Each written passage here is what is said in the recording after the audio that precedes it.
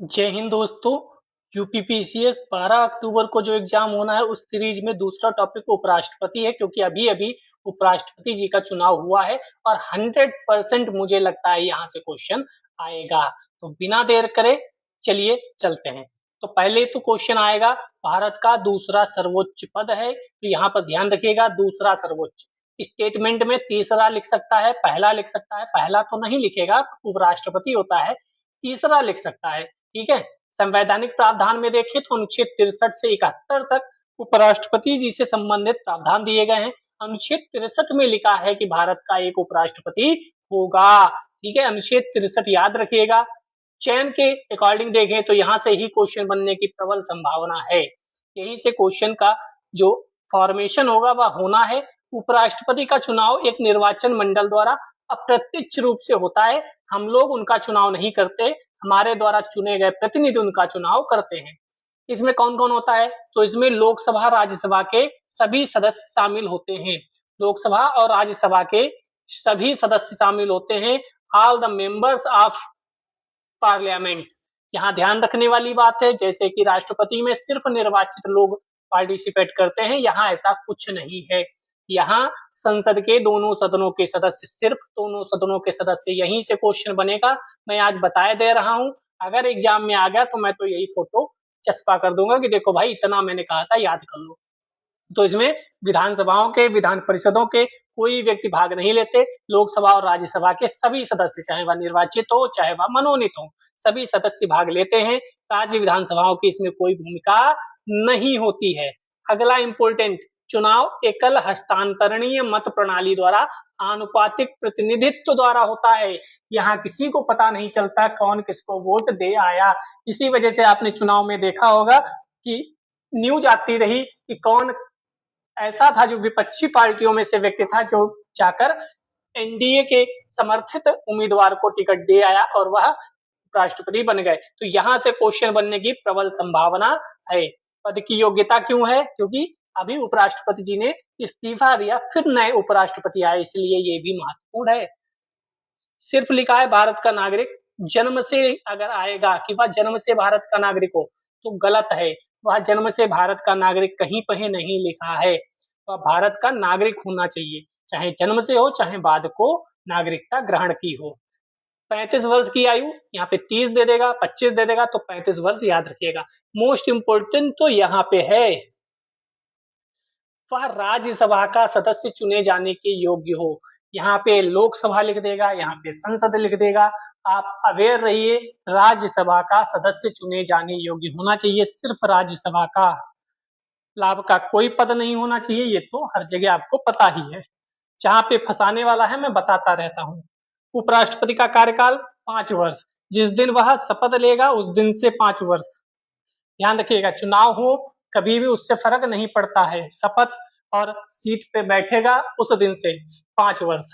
पुनः चुना जा सकता है, हाँ, कितनी भी बार उपराष्ट्रपति महोदय को पुनः उपराष्ट्रपति बनाया जा सकता है। शपथ भारत के राष्ट्रपति दिलाते हैं। वर्तमान जो नवनिर्वाचित उपराष्ट्रपति महोदय आए हैं सीपी राधाकृष्णन, उनको हमारी माननीय राष्ट्रपति, महामहिम राष्ट्रपति जी ने शपथ दिलवाई है। पद त्याग, ये भी इंपॉर्टेंट है। पद त्याग यही तो हुआ था, जगदीप धनखड़ जी ने अपनी इस्तीफे को राष्ट्रपति महोदय के समक्ष भेज दिया।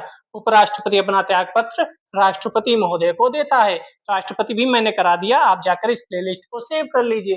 बहुत इंपॉर्टेंट सीरीज होने वाली है, 50 वीडियो आपको दे दूंगा अगर आपने प्यार मोहब्बत दिखाई तो। इस्तीफा ना दे, हटाना पड़े तो क्या है? क्या इन पे महाभियोग लगता है? नहीं, महाभियोग की कोई आवश्यकता नहीं है। ये ध्यान रखने वाली बात है, केवल राज्यसभा में प्रस्ताव प्रस्तुत किया जाएगा।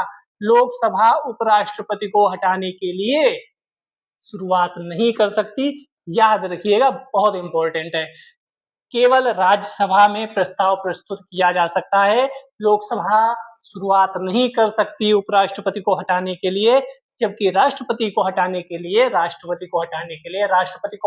लिए लोकसभा राज्यसभा दोनों शुरुआत कर सकती हैं। ध्यान रखिएगा, इंपॉर्टेंट चीजें आपको सिर्फ इंपॉर्टेंट चीजें बताई जा रही हैं। हटाने का प्रस्ताव राज्यसभा में विशेष बहुमत से और लोकसभा में केवल सहमति की आवश्यकता है, यानी लोकसभा में साधारण बहुमत। लोकसभा में साधारण बहुमत। तो पहले राज्यसभा में प्रस्ताव आएगा, विशेष बहुमत से पारित किया जाएगा, फिर उसे लोकसभा को भेजा जाएगा, लोकसभा साधारण बहुमत से पारित कर देगी। ध्यान रखिएगा।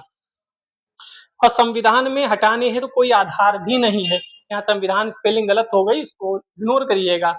संविधान में कोई आधार नहीं है उपराष्ट्रपति को हटाने के लिए। राष्ट्रपति को हटाने के लिए संविधान का उल्लंघन मेंशन था, लेकिन उपराष्ट्रपति को हटाने के लिए कोई भी आधार मेंशन नहीं है। ये भी कहा जाता है जैसे उपराष्ट्रपति महोदय ने इस्तीफा दिया था, पुनः नवनिर्वाचित उपराष्ट्रपति हमें मिल गए, लेकिन यहाँ पे लिखा है कि कितने वर्ष के बाद, कितने महीनों के बाद चुनाव हो जाना चाहिए। तो यहाँ कहीं नहीं लिखा कितने महीनों बाद चुनाव हो जाना चाहिए। यहाँ लिखा है कि जैसे ही उपराष्ट्रपति पद का सीट रिक्त होती है, शीघ्र अतिशीघ्र आप चुनाव कराइए। शीघ्र अतिशीघ्र चुनाव आयोग ने चुनाव कराया और सीपी राधाकृष्णन जी चुनाव जीत कर आए। महत्वपूर्ण या नहीं है कौन जीत कर आया, मेरी छठी इंद्री कह रही है, क्वेश्चन ये पूछा जाएगा सीपी राधाकृष्णन जी ने किसको हराकर उपराष्ट्रपति बने।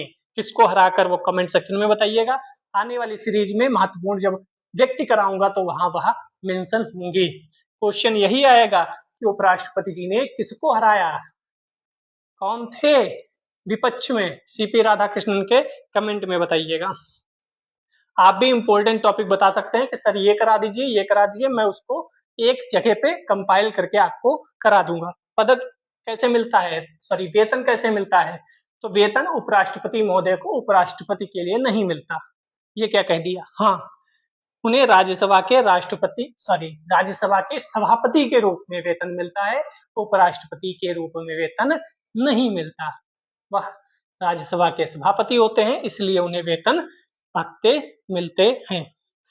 कार्य क्या है, तो सबसे महत्वपूर्ण कार्य तो यही है कि वह राज्यसभा के पदेन सभापति होते हैं, सभापति महोदय होते हैं। दूसरा कार्य, अगर राष्ट्रपति महोदय अनुपस्थित हैं, इस्तीफा दे दें या उनका निधन हो जाए तो कार्यभार कौन संभालेगा, उपराष्ट्रपति महोदय संभालेंगे। लेकिन राष्ट्रपति का कार्यभार संभालने की अधिकतम अवधि 6 माह ही होगी, उसके बाद चुनाव अवश्य कराए जाएं।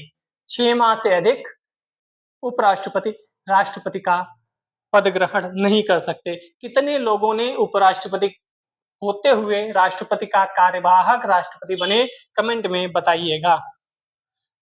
कुछ महत्वपूर्ण तथ्य और हैं, आप कमेंट कर सकते हैं कि कौन सा टॉपिक लाया जाए, लाइक कमेंट शेयर कर ही दिया होगा। पहले उपराष्ट्रपति हमारे डॉक्टर सर्वपल्ली राधाकृष्णन 2 बार कंटिन्यू बने, 1952 से 57 और 57 से 62। इसके बाद यह राष्ट्रपति भी बने। पहले उपराष्ट्रपति जो राष्ट्रपति का पद शोभित करते हैं तो वह डॉक्टर सर्वपल्ली राधाकृष्णन। वर्तमान उपराष्ट्रपति सीपी राधाकृष्णन। पूर्वावलोकन की सीरीज प्लेलिस्ट बनी हुई है, आप जाकर उसका लाभ उठा सकते हैं। 2 दिन में पूरी प्लेलिस्ट देख डालिए, कई क्वेश्चन वहां से मिल जाएंगे। सीपी राधाकृष्णन जी ने किसको हराकर उपराष्ट्रपति पद को सुशोभित किया, वह आप कमेंट सेक्शन में बताइएगा। जय हिंद, जय भारत।